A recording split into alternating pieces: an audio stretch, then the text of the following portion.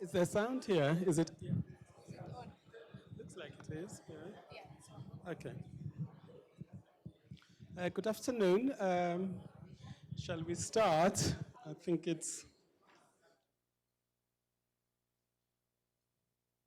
Hi, good afternoon. My name is Professor Skhumbuzo Mngadi. I'm with the English department here at the University of Johannesburg.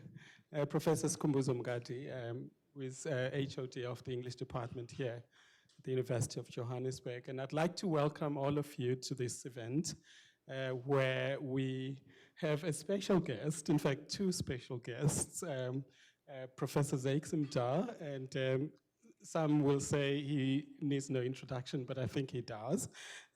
At least someone has to say something about a prolific writer. And we, as readers, are trying to catch up with his writing. And also going to introduce Dr. Dr. Mazibuko Msimang, who has written a doctoral thesis on the works of Professor Zakes Mda.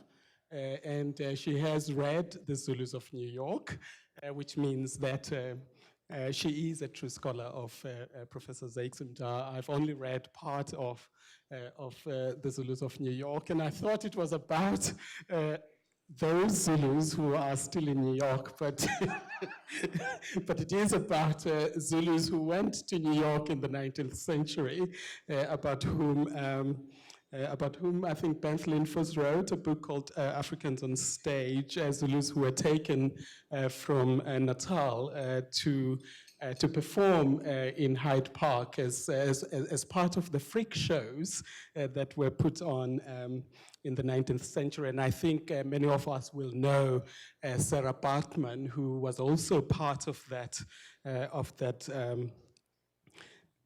period in which Africans were taken to Europe to be exhibited as freaks of nature or some other kinds of freaks. And I think that this book addresses a very crucial part of our history. I'm going to say something that Professor Mda might not remember now, but when I just finished my honors degree, and that was in Durban, I had only known Professor Mda's plays. I had only known him as a playwright, and I was starting my master's degree, and one of the plays that I was going to study was a play called We Shall Sing for Our Fatherland, and I later wrote an article on a play called The Hill. And so my encounter with Professor Mda's work was with his drama. And so in 1995, and I think that that was the first time, maybe not, that he published prose fiction. But in 1995, when I just finished my honors degree, we had a book launch in Durban at the University of Durban Westville, which exists now as part of the University of KwaZulu-Natal. But I launched one of the two books that appeared in that year, called Ways of Dying, and there was another book that was launched by someone else. So we were launching two books. One of them was Ways of Dying, and the other was She Plays with the Darkness. And you came in your hat that evening when I was a little guy. It was the same person who is speaking here now. So I would say that you've given us food for thought because we are academics for the simple reason that there is literature to read, and you have produced so many works of wide diversity. You've written poetry, you've written plays, you've written fiction, you've written memoirs, you've also produced works of criticism. And it is very rare that a writer is also an academic who can do as best as a writer as he can do and she can do as an academic. We don't see that in the academic environment in which we work very often. And so it is very interesting that you have managed to balance your work as an intellectual, but also produced so many creative works of fiction. And one of your novels, and that is when I met you after so many years, won the UJ Fiction Prize, that is Rachel Blue, and I was at that event. But you've also won a number of prizes for your works, and I'm going to cite a few of those.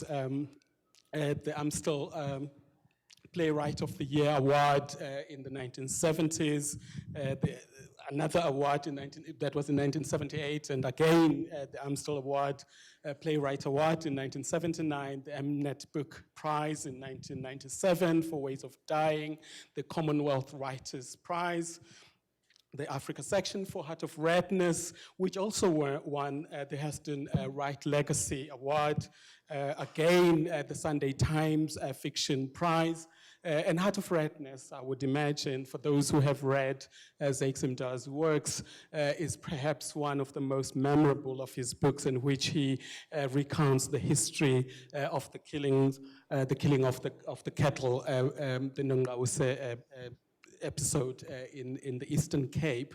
And Professor Mda has done a lot in the area of historiographic metafiction, in which he revisits historical moments in a very creative and a very exciting way. And I think that for many of us who are interested in the scholarship of history, but who are in the discipline of literature, would find his works very exciting in that regard. For the most part, we study European literature as perhaps the pioneering literature in that area, but we forget about that African writers have been dealing with the subject of history in their fiction for a very long time. And so I think that we need to begin to return to some of these sources, to return to some of these literatures, but of course with a global view. And I imagine that the discussion today will touch on some of those questions. You would have encountered Professor Mda's work, some of which I've already mentioned, but you would have encountered Heart of Redness, the Madonna of Excelsior, Black Diamond, the Whale Collar. Sometimes There's a Void, which is a memoir, Our Lady of Benoni, the Sculptors of Mapungubwe, Rachel's Blue Little Sons, the Zulus of New York.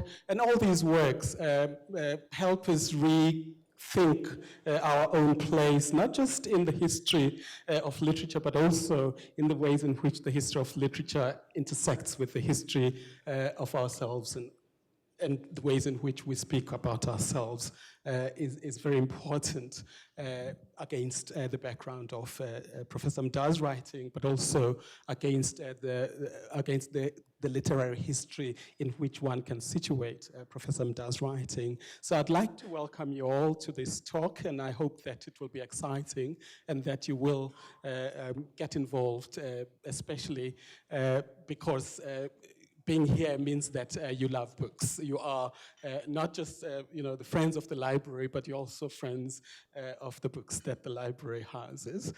So I will give the mic to Dr. Mazibuko Msimang, who is going to guide us through this discussion with Prof. Mda. Thank you very much. Thank you very much, Professor Mngadi. Some really interesting points. Good evening, ladies and gentlemen, and welcome to really this wonderful celebration of, the inimitable and the legendary Professor Mda. I've known Prof for 2 decades, and as Prof Mngadi has said, that I did my PhD on his novels specifically. And it gives me really great pleasure to be here at the University of Johannesburg to come and celebrate his latest book, the Zulus of New York, And I received my copy a few days ago, and I could not put it down. Load shedding or no load shedding, I had my candle at my bedside, and I was reading through the journey of Impi Ezintombi, Umkhize uKhabazela. And how he journeyed from, just before the Battle of Sandwana to New York. And I have to be careful in how I moderate the discussion because, I would imagine that it is a new book, so a lot of people wouldn't have read it. So we have to navigate, the themes and a lot of what you have to say about the characters without giving away too much, Prof. But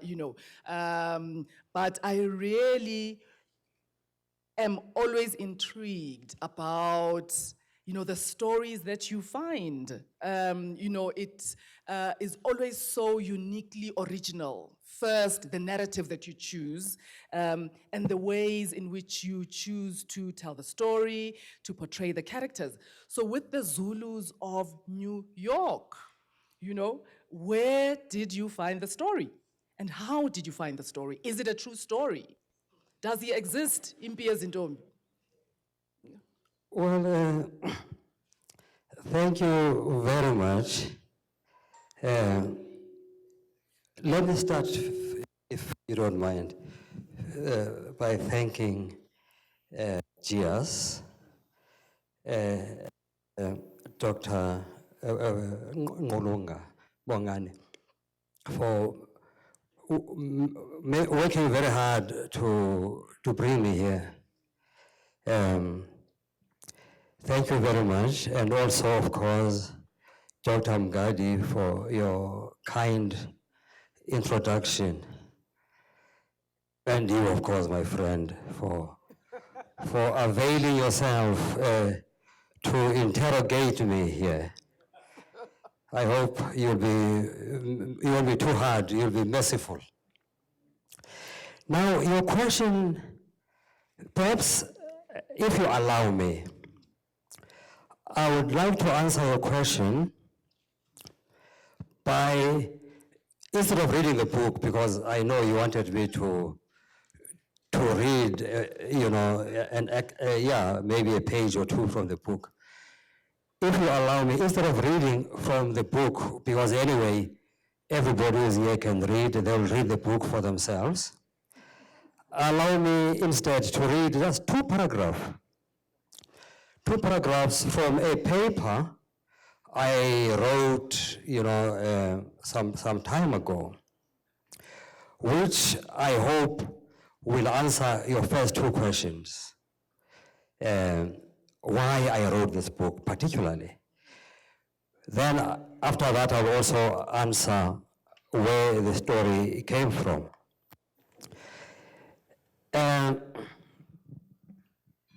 This paper that I wrote is titled Unsilencing Occluded African Heritages. I'll send you a copy of that if you want to read it just for yourself.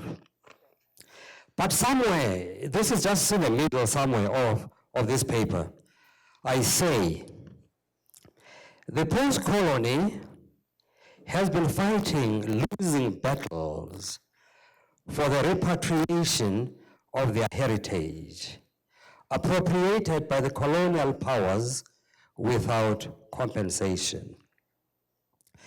Some of this heritage comprises human remains. You may remember Sarah Bartman, whom Professor Mgadi mentioned.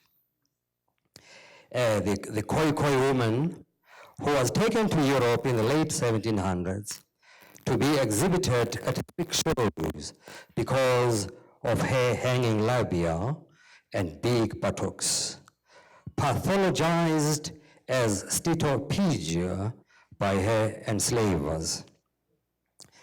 After her death, her remains were kept in a museum in Paris. For many years, South Africans fought for her repatriation, and finally succeeded in 2002 when her remains were.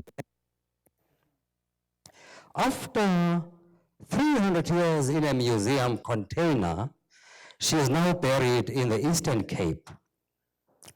I am reminded here of a poem one of her descendants, who was in the team that went to fetch her. And here, of course, I quote from that poem. I've come to take you home, where the ancient mountains shout your name. I've made your bed at the foot of the hill. Your blankets are covered in buchu and mint. The proteas stand in yellow and white. I have come to take you home, where I will sing for you, for you have brought me peace. For you have brought me peace. At the end of the extract. Unfortunately, we cannot repatriate the Amazulu that I write about in my forthcoming book, the Zulus, well, it was still forthcoming there, the Zulus of New York. They, like Bartman, were taken to London and then to New York in 1878, where they were forced to perform, in quotes, their savagery at freak shows and circuses. We don't know where their remains are. We don't even know their true names. But through my reconstruction of their lives, we can repatriate their memory. For indeed, we ought to celebrate both the tangible and the intangible heritages of all South Africans. So from this extract then, you can see that this was an attempt to repatriate that memory, which actually was lost, for all these years. But it was not lost in the academy, because many academics in America, for instance, have written extensively about these people that I'm writing about in this novel. In fact, even my own interest in them was sparked by an academic paper by a friend of mine called Robert Edgar, who's a professor, well, emeritus, at Howard University. It was about Zulus who were in New York in the 1800s, especially the 1880s and so on, many of whom were performers, dancers. Zulus were very popular those days. It was immediately after the Battle of Isandlwana, when Cetshwayo won over the British. And then the newspapers, you see, if you look at the newspapers of the time, the London Illustrated News, for instance, the excitement this caused, you will be surprised that the British were defeated in that battle, but then that became, they became so keen on the Zulus because there were these savage warriors who had defeated the greatest army in the world, as it was at the time. So, impresarios then, such as the great Farini, who I write about here, got so interested, he actually came down to South Africa, to Cape Town, to get himself, well, he used to come before to get himself a few Khoi people, a few San people to display. They kept them in cages, and then the British ladies and gentlemen would go look, at these exotic savages in cages. So the Zulus also, it was that. Here were these savage warriors who were defeated. So he came and got a few black people from South Africa, took them to London, and there they performed, their savagery as they were supposed to. And then from London, they were exported to New York, which is where then, you know, the main story of, you see, my story begins from Ondini, at the court of King Kajwayo, where now this man has to escape because of his shenanigans with women there. As you perhaps know that if it's my novel, there must be a love story. Not so.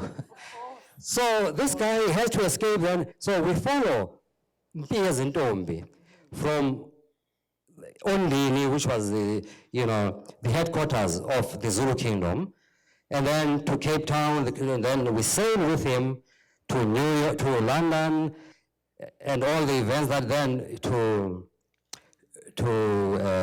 New York. Yeah. Prof, you know, you speak about this idea of repatriating the memory of Mpiya Zintombi Umkhize, who had become in New York MP. And, you know, in the past we have spoken at length, you know, around, you know, yes, readers respond at a mental level to your novels, you know, making sense of, you know, the worlds that you write about, making sense of Africa, post-colonial, post-apartheid Africa, you know.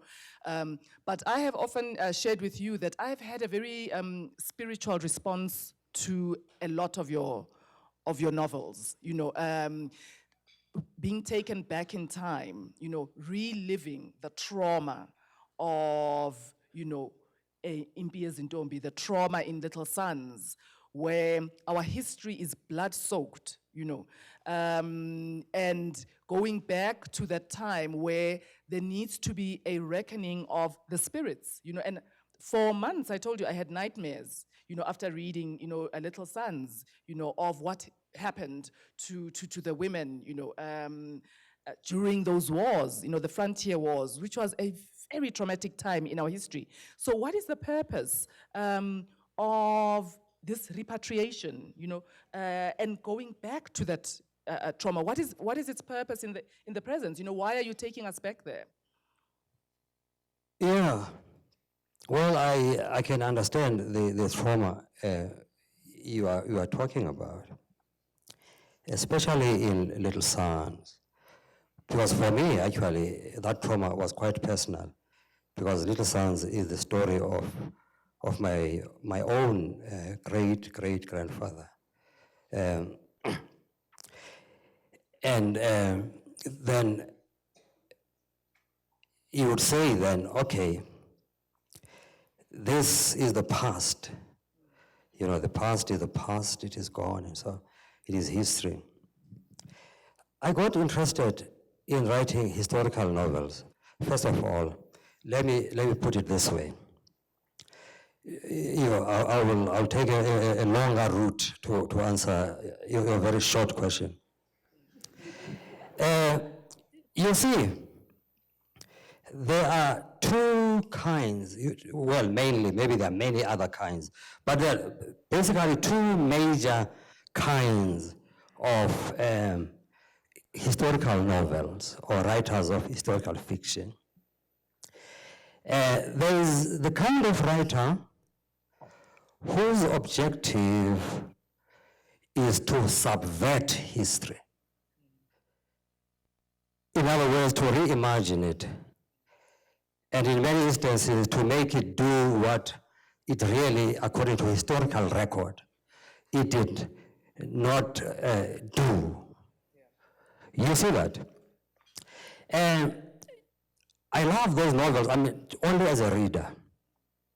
And I always enjoy the creativity that is involved in reimagining a new world and new events altogether, or subverting the same old events that we know to create havoc and subversion, you know, and all that. You find that a lot with a lot of postmodern historical novelists, which is in fact fictionalized history rather than historical fiction. There's a distinction.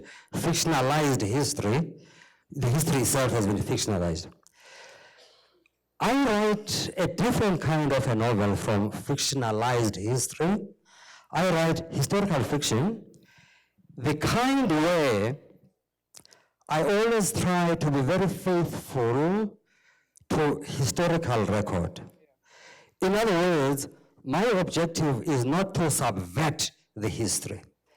And, you know, maybe I'm so angry that oh, they did these things to my ancestors. Let me change the history and make them, you know, suffer the consequences there and on. No. Because my objective really is why I become faithful to historical record. And then, of course, you see, it's very important to explain that when I say faithful to the historical, you all know that, I mean, history, in fact, is, I mean, all history is actually written from the perspective of the dominant classes. It is their story. It is not the story of the marginalized or the ordinary people there. You see, that's what history is. And history, of course, comes with all the biases.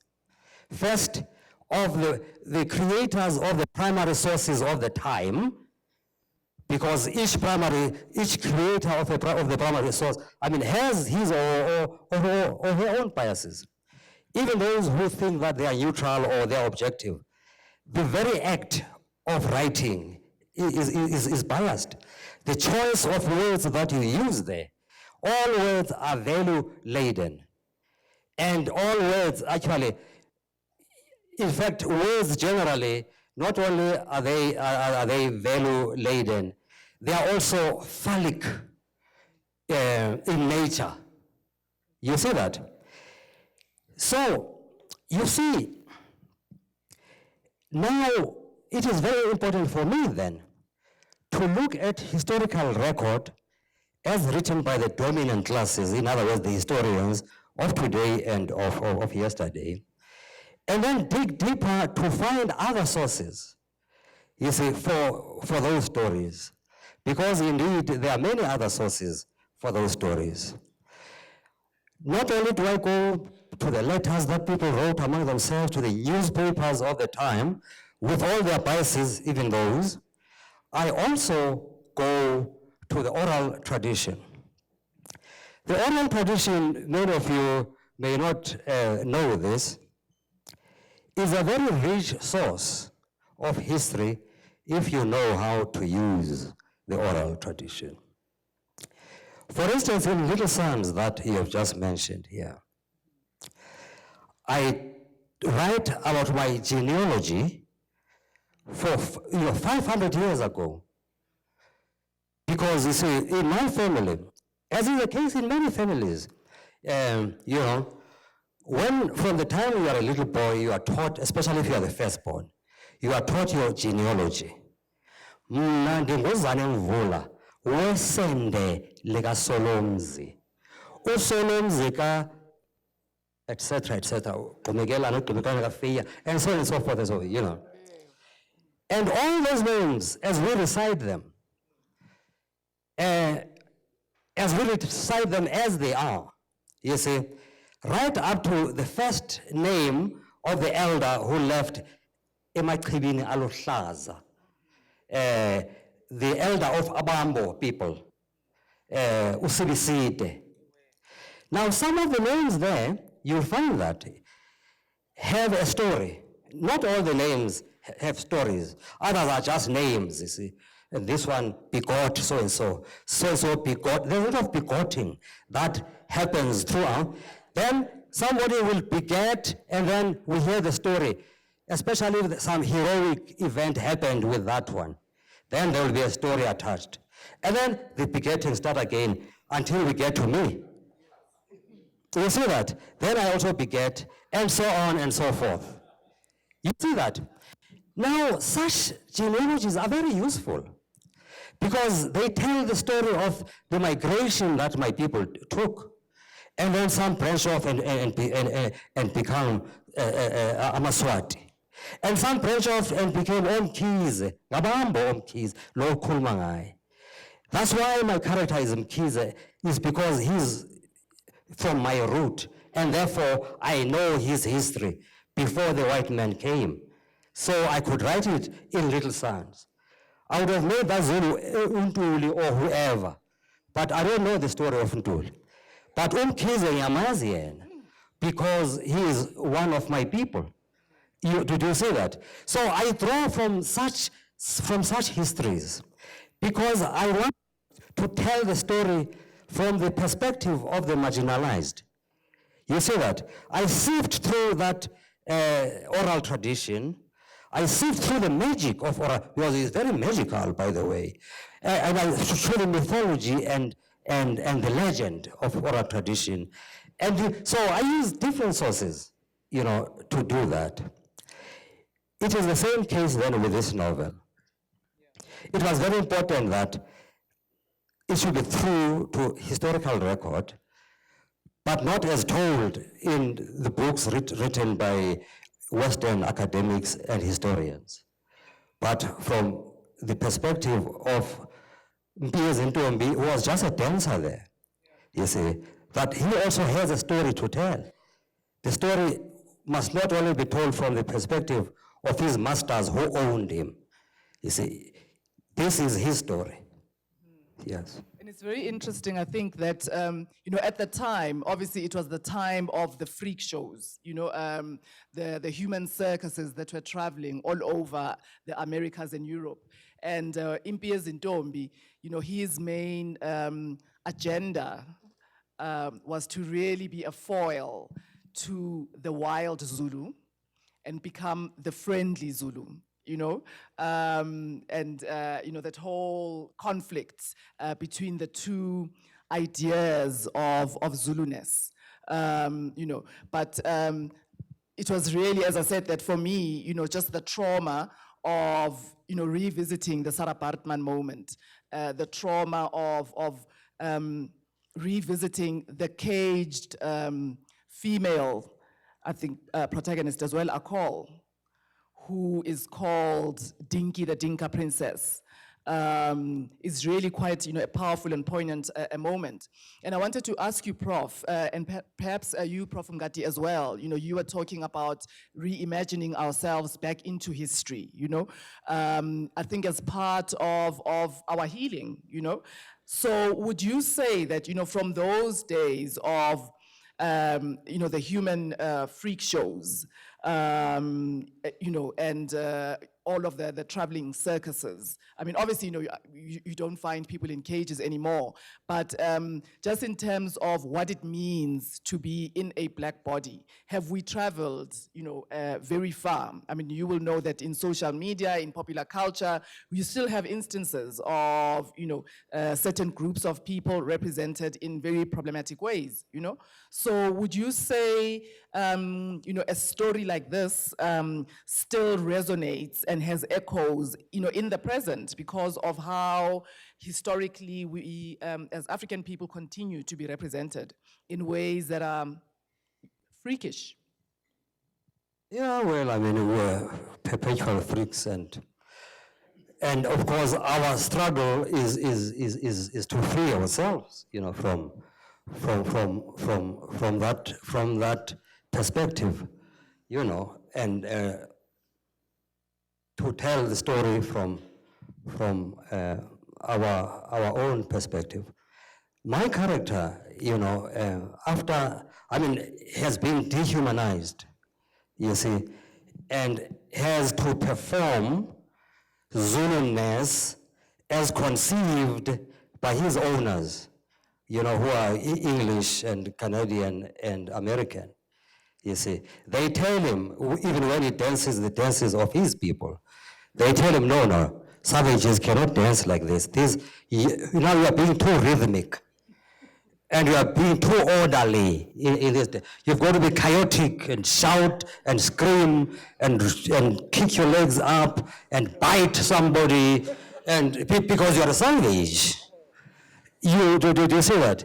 So it's their conception of, and if you read the novel, in fact, his struggle is a struggle against that dehumanization, to stamp his own perspective of his Zuluness. That's the struggle that continues through the novel, and to regain his dignity. Actually, this novel is about dignity. You know, how those who have been demeaned and dehumanized finally, you know, or struggle and finally, you know, regain their dignity. Yeah. Well, I don't think I can add more to what Professor Mda has said, but I think that 19th century conceptions of race are still very much with us. Exactly. And so we cannot say we have moved on that much. I think that you know, Africans and those who are not European or not white are still represented from, or their representation is still over-determined from without, from outside of themselves. Exactly. Self-representation is thus very important. In other words, this literature restores some of that, you know, some of that capacity to represent oneself. But I would say that, you know, the 1980s, for example, the popular media covering of Natal, of the IFP, and the UDF battles there, still portrayed, Zulus as hordes, always marching down the street with traditional weapons, always unthinking, ready to kill. Edward Said, for example, wrote a book called Covering Islam and spoke about similar things, that they still, that absence of popular media that is produced by those who have always been represented from without. So I think that questions of self-representation are crucial, and we do know that these kinds of literature address that void, that lacuna, but popular media is still very much in the hands of those who continue to perpetuate this idea of those who are other to themselves as hordes, as always, Wilbur Smith wrote, novels which became very popular, especially in the West, and produced many films about Zulus. And Zulus have always been the subject of fascination, a warrior nation. And I'm thinking, you talk even today about Texerangs, Zulus always come up, as this violent people who are always ready for a fight. So that idea remains with us today, and we see it again and again. And so I think that a novel about Zulus of New York begins to take us back to, to that moment in which this idea became, took root. Yeah, thank you. Yeah, thank you, Prof. When I was growing up, if you were naughty, they would say, "Sizokubizela amazulu," and you would. Exactly, I remember too. That was the case. You are a true township girl, because that's exactly, the legend. What would happen Of the Zulus. Now, Prof, before because I think we need to open the question section to everybody, but I just wanted to interrogate one last aspect of the novel. In the past, I personally have been very fascinated by, this fusion of the good and the bad, So with even Impiezi Ezintombi, he is a victim in a lot of ways, but also a villain, And I'm thinking here of the character of Akol, who in the true fashion of the really powerful women characters that you have in a lot of your novels, from Ways of Dying, you've got Noria in the Mountain Women, you've got Popili, Niki, Koko, Madonna of Excelsior. And here you have the character of Akol, who is actually still enslaved in a cage after the fall of slavery. And you have never been, reticent to bring up front, issues of patriarchal oppression. Even as we are dealing with, colonial oppression, as we're dealing with apartheid, in the past we've had writers, Miriam Tladi, Miriam said that, look, we have had to take the feminist struggle really and put it at the back. Because we were dealing with colonialism, we were dealing with apartheid, but you were the party pooper, 25 years ago, who insisted on problematizing, the post-colonial moment, post-apartheid, and saying that, look, not all is well, not all is well. There is a problem in terms of the huge contradictions in our struggle. So maybe talk a little bit also about the moment now. What is the role that literature can play in the feminist struggle now? Oh my goodness. Well, I mean, you're asking me difficult questions now, But taking me back then to my earliest writing, that you and many other scholars say are feminist. And indeed, my work in, especially in America and in England, is studied in feminist classes, because what they are studying there is not only how women write themselves, but how they are written by others. You see that? So a lot of my literature is found feminist classes or eco-criticism classes. You see. But I never tried to be feminist. I'm not saying I'm not feminist. No, I'm not running away from that label.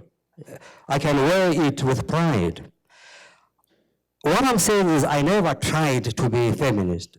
Even then, the works you are reading about that I wrote 30, 40 years ago, I didn't even know that there was anything called feminist. I was merely writing women as I saw them, And to me, that's exactly how they were. I saw them as human, and then I represented them as human. You see that? Maybe then being human is being feminist. You see? How I got to see them that way perhaps is part of the evolution that happens, when you grew up in a very intensely political situation. I was with Miriam Tladi because Miriam, took me as his little boy, and even when, we have a very, very long history with her. And even then, I would disagree with her and other writers, because sometimes I would tour, Europe and so on, with mostly, they always made me tour with women writers. Bo Puchi, Emma Cheta, and Yobo Ama Ata Aido. And Miriam Makeba now. You see,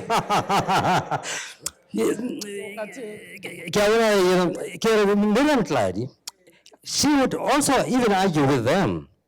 And she was not unique in that, because a lot of South African women who were in the struggle, even those who were in the military, be it Umkhonto weSizwe or Upopo, where I belonged myself, believed very, strongly then that, yes, women are oppressed, but this is not the time to talk about this now. Why? Because there is what they regarded as the bigger struggle, which is the national struggle. You see that? And they said, no, about our oppression, we'll talk about that tomorrow when we are free. Let's put it aside for now and fight the national struggle first. My perspective was that was a mistake, because I believed that you could still fight the two struggles at the same time. You see, the struggle against patriarchy and also the struggle against the white oppressor. They could still be fought at the same, but women believed that they would be, disturbing the apple cart. And then there would be no unity in the war against apartheid. It did make sense to a lot of them.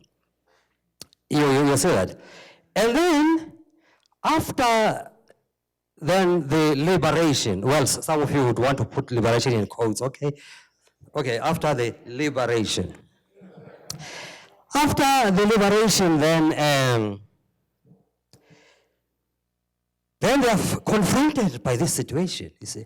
This mammoth, patriarchal, all-embracing, which in part, was created unawares, not intentionally, by that laxness at the time. Okay, let them be patriarchal, so wabona ngomso. Masesikhululekile. Wabona? And then, when freedom came in, these guys, they expected some of those women who were military commanders at the time. Now, they should be there in the kitchen and all that. And, in other words, the situation should revert to the South Africa they remembered. No, I mean, those years before they left for exile or for prison and so on. But things have changed, you see. I do believe that actually that situation did take the struggle back a little bit. So even then I continued then to write, works that would also be about emancipation, not only of me from the white man, but emancipation of women from me. You see that? And a call from Impi Yezintombi. Exactly. Yes. Oh, you want me to go on that? Because you said we should not spoil it. No, let's not spoil it. Prof, I could talk to you all evening, and it really has been such a privilege and a treasure to be here this evening, celebrating this really incredible and wonderful and beautiful novel, So I think let's take the roving mic around, and I hear that there are some questions that the audience would like to ask before we wrap. So I'll take maybe three questions, Prof, okay. and then you can answer maybe 3 questions.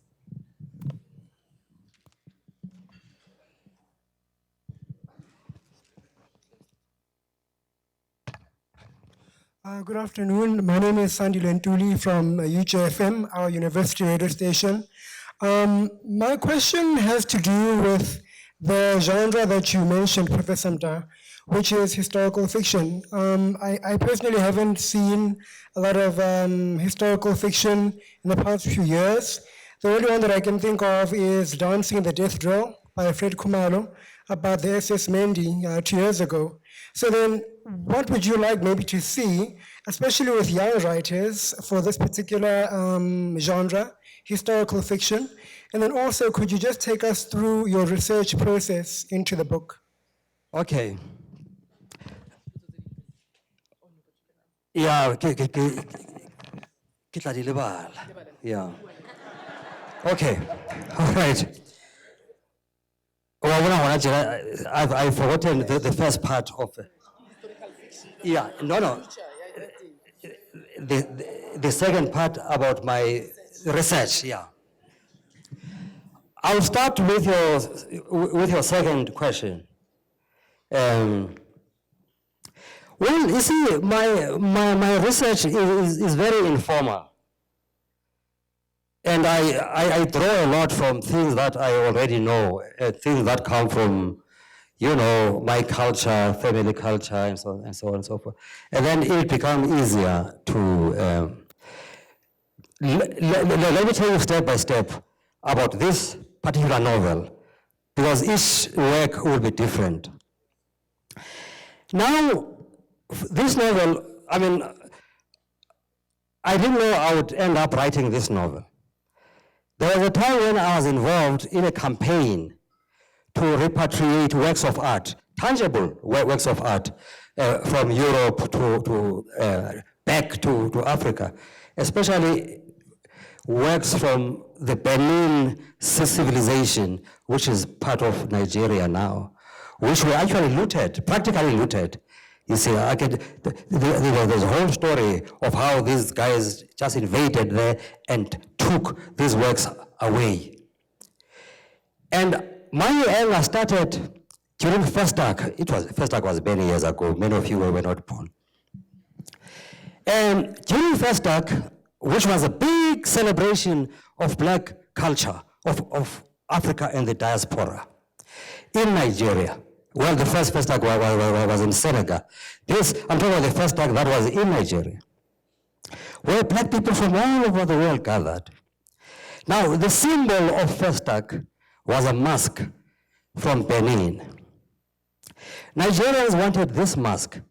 This mask is in England. Well, there are two of this mask. One is in England, one is at the Metropolitan Museum in New York. Now, they wanted the British to lend them. Do you understand that? They were not even saying, hey guys, give us our stuff. They say, okay, just lend us this mask for that period of the festival. The British said, okay, provided you pay £2 million for insurance. So Nigerians then had to work very hard to raise this money. And indeed, they raised £2 million. And then the British said, Icon, we cannot release this thing to Nigeria. It won't be safe in Nigeria, even though you can keep your £2 million. So it happened then that for that festival, the symbol of Festac was in England, you see. Nigerians never got that, you see. So what has been happening over the years, Nigerians have been buying back the Benin works at various auctions. They would have agents who would go to auctions. They found, oh, there's a mask being sold somewhere. Then they would buy it. But you see, there are more than 4,000 works there. Up to this day, they've only managed to buy back 100 masks and other works of art. So I've been involved in this campaign to repatriate these works from Europe and America. So in the course of that, when that was happening, that's when I discovered this story. I discovered it in in an academic paper written by Bob Edgar. And then this, well, the academic paper was just in the true sense, with theories and everything, how Zuluness was conceived and was perceived and all that. And then those Zulus who were there, over Langalubalele, Dube, then another group, doing. And then, of course, the paper also will have its bibliography and also this guy's sources. Now there begins my research. I'm struck by the story, and I say to myself, this story goes very well with my activism of repatriating the works of art of Africa. Here, of course, I'm repatriating memory in this case, which for me is the same thing. It's all heritage, because some of our heritage is memory. You see that? So from those then original sources of this scholar, I'm able to go into more sources, because one source leads you to another source, to another source, to another source. But you see, I don't begin, I begin by saying, this is going to be a great story, and then I write it. I don't say, okay, let me go and research it. Research happens in the course of writing the story. You see that? I come to a point in my story, I find that, hey, here I need more detail. I don't know the information here. Then I go and research it. and then continue again. For instance, when I was writing Zulus of New York, well, it's very easy to recreate the London of the time because there's a lot of material, lot of archives. The New York of the time, lot of material, lot of archives. So that's very easy. The problem was recreating only of the time. You see that? Because we know about King Cetshwayo, but we only know the grand narrative. Because history, you know, the grand narrative, that's what is important. They do not have the details that I want in my story, such as, okay, what was their day-to-day concern? What did they eat? What did they, you know, what were their conflicts at home? And how did they manage their lives about this? And I mean, the mundane, because great stories are about the mundane. Great stories are not about the grand narrative of history, or of any grand narrative, actually. Great stories about the little things, the very, very mundane. That's why, you know, you find the mundane in my... So, how do I get the mundane, then, of Ondini? So, I thought, okay, I won't go to details, then, if I talk about King Cetshwayo. I'll just stick, then, to what we know, because I cannot just reinvent that, you know. It was going to be like that. Then one day, I walk into a studio of an artist in Johannesburg, because I work with artists here as well. I'm a painter. So there's this artist called Khehla Chipape, with whom I work sometimes when I'm here. So I go to his studio, and then on his table there is a book called Serving Two Kings. And it's written by a woman called Paulina Dlamini. When we page through this book, I discovered this Paulina Dlamini was in fact one of the isigodlo girls at the court of King Cetshwayo. You see? And she's writing about her life in this book. It's a very current book, actually. It's published by the University of Natal Press. So Khehla has bought himself this book to read. And then Pauline then escaped. No, didn't escape. Because actually it was after King Cetshwayo's death when he left Ondini to join the missionaries and learned how to read and write, and was also helped by some missionaries to write the story and so on. So you can see the missionariness in it. There's a lot of that. But you learn how to sift. You know, you have a bullshit detector. And you can actually see that, no, here, of course, you know, this is a missionary who's saying this. But it does help then that Paulina wrote about her life there, the nitty-gritty, you know, things that these women used to do. That's why now I even know how King Cetshwayo used to go to the toilet. You see? And what he would wear when he goes to the toilet. He would dress up like a red coat, you know, a British soldier. You see that? Things like that. So, this was an accident. Do you see that? The novel would have been different if that day I had not gone to Khehla's studio to paint or whatever we do with him there and discover. So I grabbed the book immediately, get home, how much was this book? Take this money, I'm taking this book now. Because I didn't want to improve you one. Maybe Agia Shopo is no longer there. So that's how then I do my research. But as I told you before, I read what Paulina says. I go to KwaZulu-Natal to talk with the elders. Well, many of them, you know, forget these things. Others, the elders, but anyway, some still know a little bit of oral tradition here and there. Then, for instance, I will ask them about Inkatha. No, not the party that you are talking. No.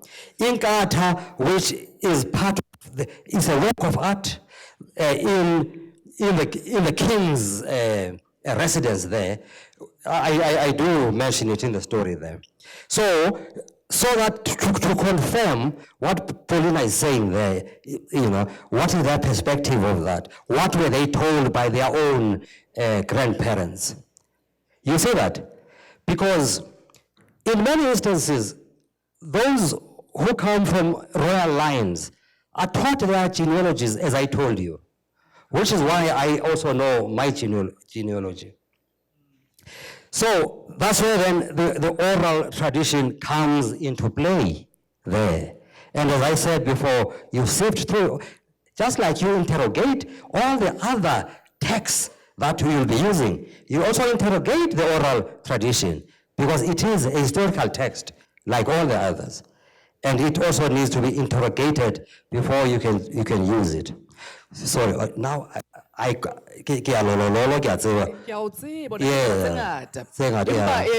going to take one more question before we close. So can we take to be brief? No, thank you for that, Prof. For that very fascinating answer. So can we take one more question? Hello. Okay. Can I sit down? Because this is very intimidating. Thank you. Yeah, just hide. My name is Zenani, and I'm doing my 4th year in law, but that's a non-point. That's another story. It's another story. Yeah. Okay, so my friend and I were having a conversation a few days back about the concept of reparations. I can't speak about your book because we haven't read it, unfortunately, but then the concept came about, so I'm going to ask you about that.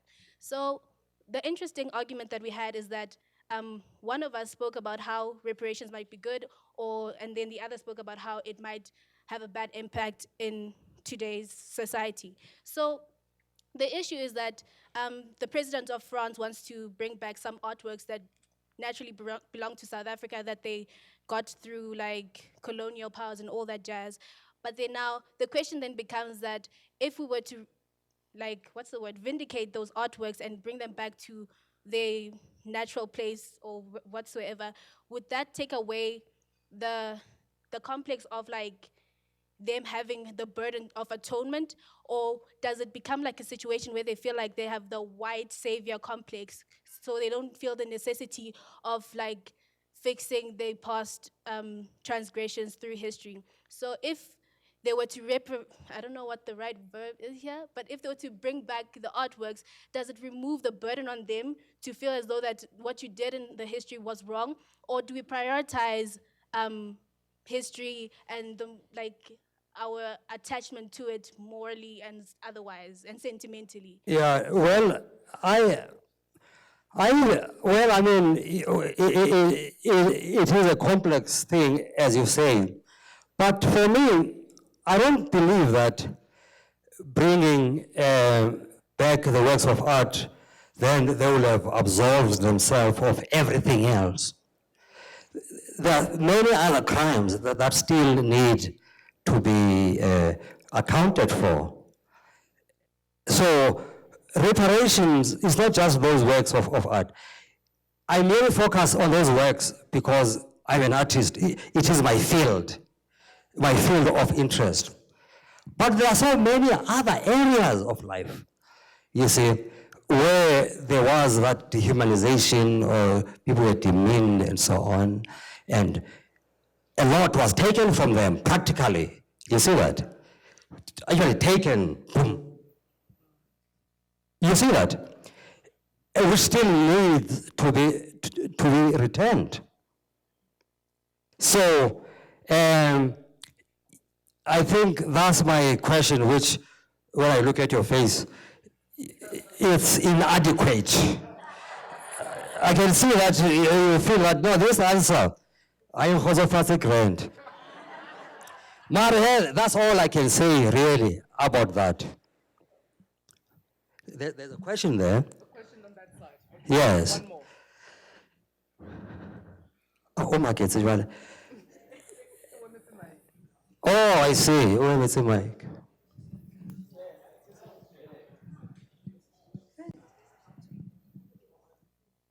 Good evening, Mr. Zakes. My name is Riatile. I would like to know that when you Google top novelist in South Africa or in Africa, your name is part of the it's part of the it's on top of the list. So I just want to know, is there any writer that you still look up to? Are you there where you're going as a writer, or is there anyone around the world? I think, yeah, you still look up to. And also, I want to know that you wrote in the times where we live in a society where we believe that people don't buy books and people don't read. So as a writer yourself, are you still, how were you able to maneuver around that notion, that market, that stigma that people don't write and they don't read? And are you still proud for the foundation that you as a legend and those that came before, that were you with you in the ground of writing? Are you proud of the work that young writers are doing? Are you proud of where? Oh, yes, yes, yes, yes, yes. Thank you. I am. In fact, I can tell you, because your first question is, what writers do I look up to? And of course, then you ask me about the young writers, and then you ask me about the reading culture that there's the story that black people don't read. Am I interpreting you? Am I there? There, where?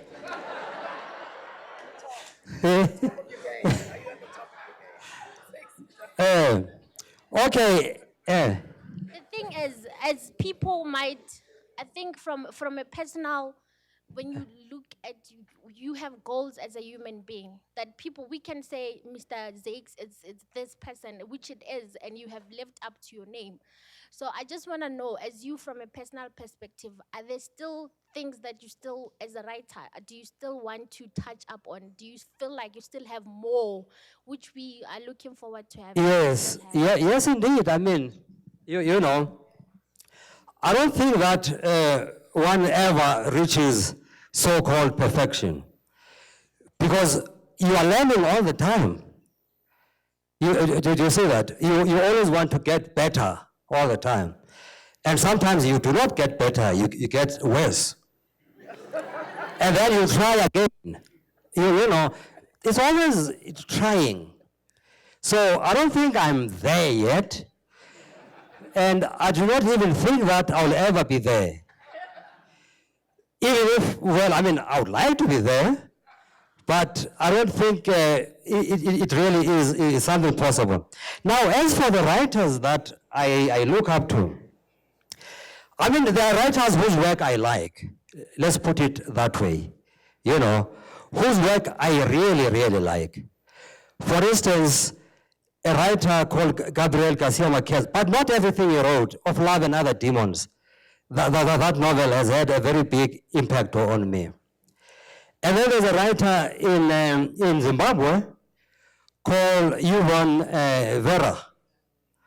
You see, who was also a very close friend of mine.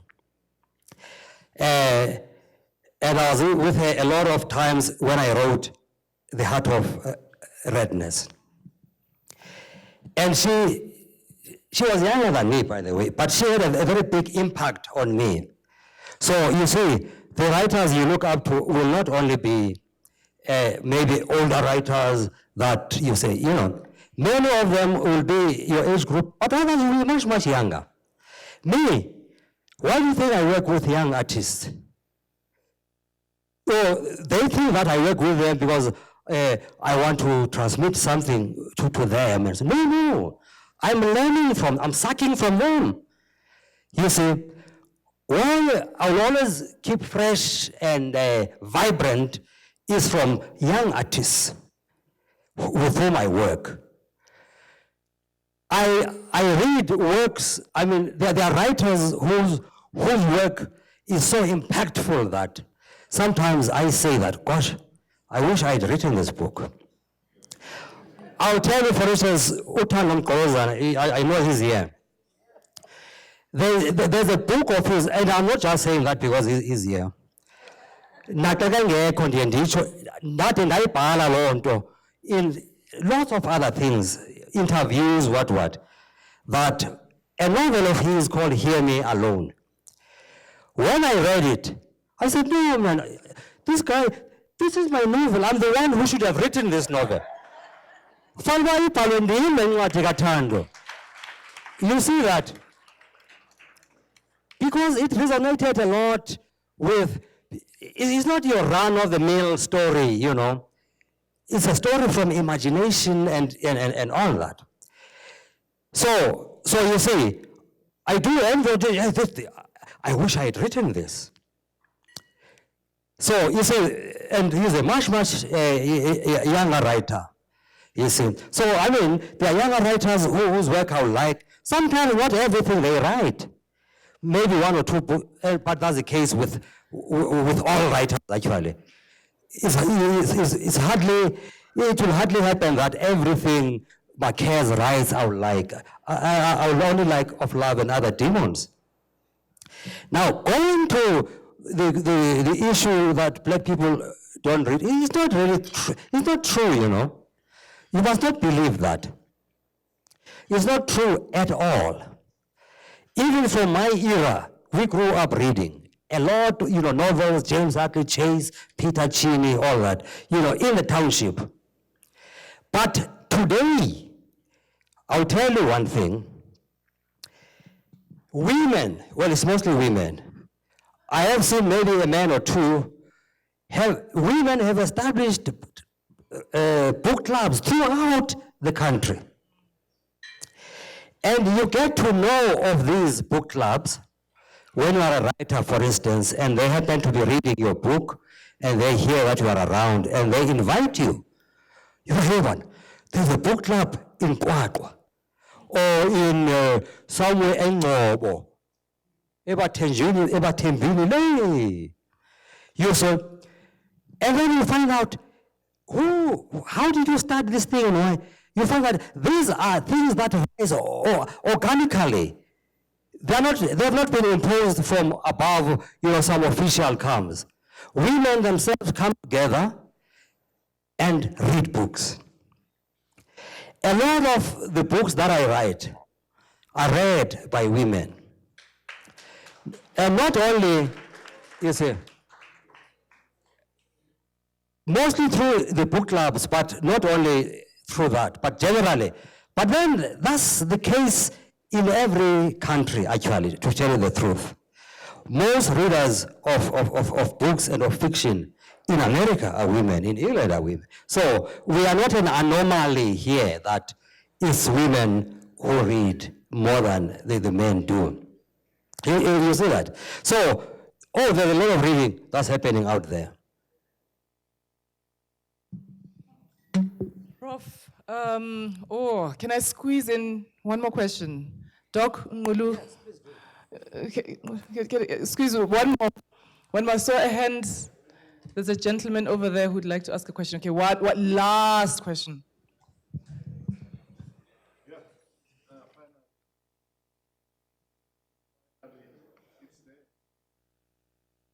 Oh, Mdata Dumela. Hey, Dumela. Mdata, I must say I want to thank you for explaining, you know, the writing of history from, you know, how things actually happened and, you know, the other trend that falsifies history. I mean, to distinguish between the two schools. But I want to thank you for you freed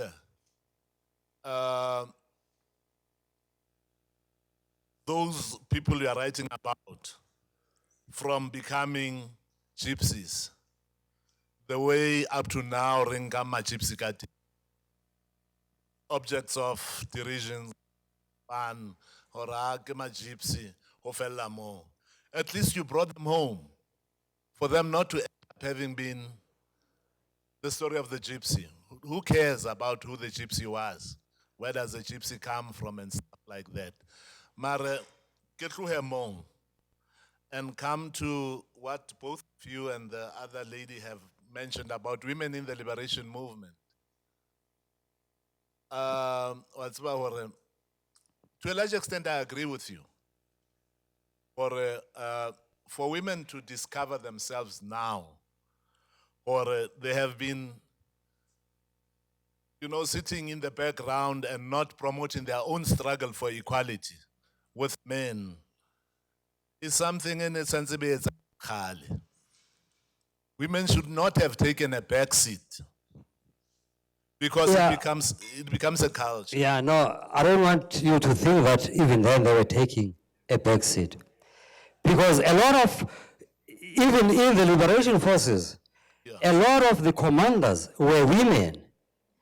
Those are the women I write about, who led the liberation struggle. And then this woman was a commander, then who to give freedom.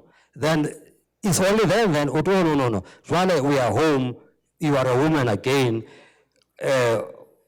Somehow we're kitchening a bedroom, that's where you belong. I want to tell you.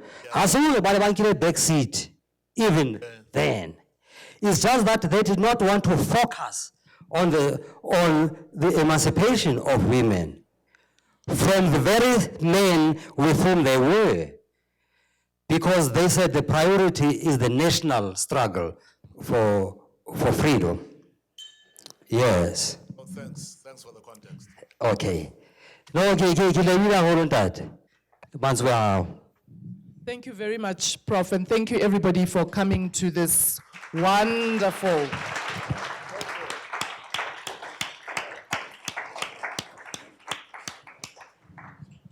And I'd like to call Doc Mulunga to just come and do a closing and to thank everybody formally for this wonderful book launch. Yes. The library will close in 1 hour's time.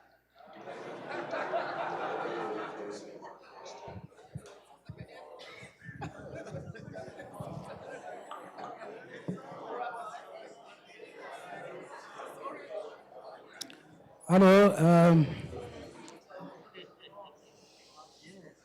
We are waiting for the well. Thank you very much. This is a glorious day for the Johannesburg Institute for Advanced Study. There is a story about how Professor Zakes Mda came to JIAS. I wrote to him at the beginning of this year. I wrote him an email and said, one day I would like you to visit JIAS, and he responded immediately. He said, no, I know about JIAS, and I promise you I will come one day. Then I was encouraged. I then wrote another email immediately, and I said, I would like you to come and launch your book, The Zulus of New York. And he was very non-committal. I said to myself, Professor Mda really doesn't know me.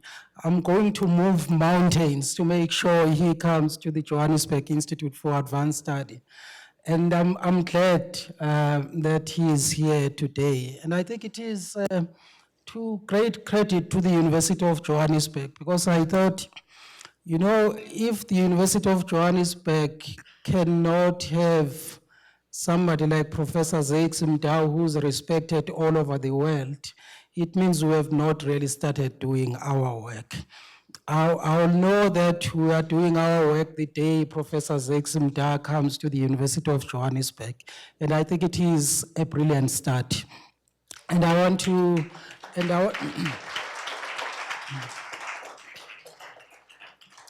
I want to thank you very much, Professor Mda, for coming all the way from Ohio. Because, even though he is a South African, but he came all the way from Ohio to come and launch this book here at the University of Johannesburg. And I'm very pleased about that. Thank you so much. Of course, I have to say I'm a fan. I think I've probably read every novel. I was talking to my wife this morning because she was saying we need to take the copies, so that he can sign them.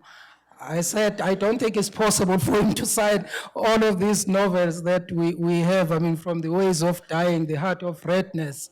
Well, thank you very much for doing that. There are other people I would like to thank. I mean, I would like to thank Dr. Nokuthula Mazibuko Msimang. Now, there is also a story about how he came to do what he's doing here. It's because of Thando Mqolozana. I mean, I was worrying. I mean, I was saying, you know, I wonder who can moderate this book launch. Thando said there is one person who's qualified more than anybody to do this, and that is Dr. Nokuthula Mazibuko. And I wrote an email.